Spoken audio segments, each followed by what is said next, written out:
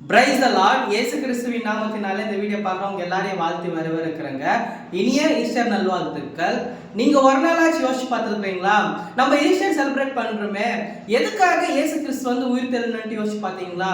இயேசு கிறிஸ்து வந்து எதுக்காக வந்து உயிர் தெழுந்தாருன்ட்டு முதலாவது நம்ம பார்க்கலாங்க. மத்தேயு 28ஆம் அதிகாரம் 6வது வசனத்துல தாம் சொன்னபடியே உயிர் தெழுந்தாருன்ட்டு வசனம் இருக்குங்க. முதலாவது நீங்க தெரிஞ்சுக்கோங்க, நம்ம வந்து சாதாரண கடவுளை வந்து நம்ம வணங்கிட்டு இல்லை, அவர் உங்களுடைய வாழ்க்கையில வந்து வாக்குத்தத்தம் செஞ்சிருக்கிறாரா? உன்னை நான் மென்மேலும் உயர்த்துவேன், உனக்கு கடன் பிரச்சனை இருந்து நான் மீட்டு வருவேன், உன்னுடைய சரீரத்தில் இருக்கிற எல்லா வியாதியும் நான் நீக்கி போட்டு உனக்கு ஒரு புது வாழ்வை நான் கொடுக்குவேன், இந்த மாதிரிலாம் கர்த்தர் உங்களுக்கு வாக்குத்தத்தம் செஞ்சிருக்கிறாரா? அப்போ கண்டிப்பா அதை நிறைவேற்றுவாருங்க. ஏன்னா அவர் சொன்னபடியே உயிர் தெழுந்துட்டு இருக்கிறாரு. அதாவது அவருடைய வார்த்தையை வந்து எப்பேற்பட்ட வார்த்தையா இருக்குது பாருங்க. அவர் சொன்னா ஏனோ தானே நிற்கவே இருக்காது.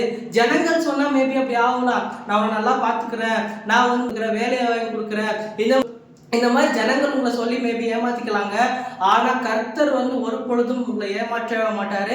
அவர் நேற்றும் இன்றும் என்றும் மாறாதவர். அவர் வந்து எப்பவுமே நம்ம மேல மனது இருக்குமா, நம்மளுக்காக தான் சிலுவையில மறைச்சாருங்க.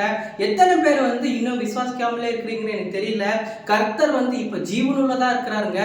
இன்னொன்னு வந்து என்ன தெரியுமா, ஒருவேளை வந்து அவர் உயிர் தெல்லாம போனாக்கா யூதர்களை வந்து நம்பாம கூட போயிருக்கலாம். ஆனா அந்த இடத்துல ரோமன் சோல்ஜர்ஸும் சரி யூதர்களும் சரி நம்பி இருக்கிறாங்க, இல்ல இவர் தேவனுடைய குமாரன் தான் அப்படின்ட்டு.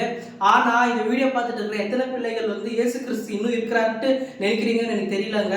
கர்த்தர் வந்து உங்ககிட்ட தான் பேசிட்டு இருக்கிறாரு. நீங்க வந்து இந்த இடத்துக்கு போறதுனாலே அந்த இடத்துக்கு போறதுனாலயோ உங்களுடைய பிரச்சனை போறது இல்ல. கர்த்தருடைய வார்த்தையை கேளுங்க. கர்த்தர் வந்து வார்த்தை மூலியமா நம்ம கிட்ட என்ன சொல்ல வராரு அப்படின்ட்டு. ஏன்னா நீங்க பாத்தீங்க, அவர் சொன்னபடியே உயிர் தெழுந்தார். நீங்க இதுல யோசிச்சு பாத்தீங்கன்னாக்கா அந்த வார்த்தை தான் அது குறிப்பிடுது. இப்போ அவர் உயிர் தெழுறன்னு சொன்னார் தானே, அதனால தான் அவர் உயிர் தெழுந்துட்டு இருக்கிறாரு. இன்னொன்னு நீங்க என்ன நினைச்சீங்கன்னாக்கா, பவுல் என்ன தெரியுமா சொல்றாரு, நாங்க அவர் வந்து உயிர் தெல்லாம போனாக்கா நாங்க பிரசங்கம் பண்ணி எந்த பிரயோஜனமும் இல்லைன்னுட்டு பவுல் சொல்றாரு. நான் சொல்லலைங்க. இனிமேல் வந்து உங்களுடைய வாழ்க்கையில வந்து ஒரு புதிய துவக்கம் வரப்போகுது, புதிய ஸ்டார்ட் வரப்போகுது, புதிய பிகினிங் வரப்போகுது, புதிய புதிய ஆப்பர்ச்சுனிட்டிஸ் உங்களை தேடி வரப்போகுதுங்க. எத்தனை பேர் விசுவாசிக்கிறீங்க? எப்படி வந்து இயேசு கிறிஸ்து உயிர் தெழுந்த உடனே ஒரு புது ஆரம்பமா அவங்களுக்கு எல்லாருமே வந்துச்சோ, அதே போலத்தான் உங்களுக்கு வரப்போகுது. இன்னொரு வந்து என்ன நீங்க கேட்டீங்கன்னாக்கா, அந்நாள் வரை அழுது கொண்டிருந்த சீஷர்கள் வந்து தைரியமா பிரசங்கம் பண்ண ஆரம்பிச்சாங்க. அன்னில இருந்து ஒரு பெரிய ரெவல்யூஷனே வந்துச்சு பைபிள்ல.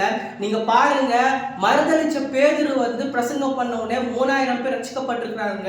இதெல்லாம் எப்படிங்க சாத்தியம்? கர்த்தர் வந்து உயிர் தெழுந்ததுனால தான். அவங்க நம்பிட்டாங்க கர்த்தர் ஜீவனுள்ள தேவன், அவர் வாக்குத்தத்தா மாற மாட்டாருன்ட்டு. இந்த வீடியோ பார்த்துட்டு இருக்கிற உங்களுக்கு வந்து கர்த்தர் தெளிவா பேசிட்டு இருக்கிறார். சந்தோஷத்தோட மனமகிழ்ச்சியோட இருங்க. Thank you so much for watching. God bless you.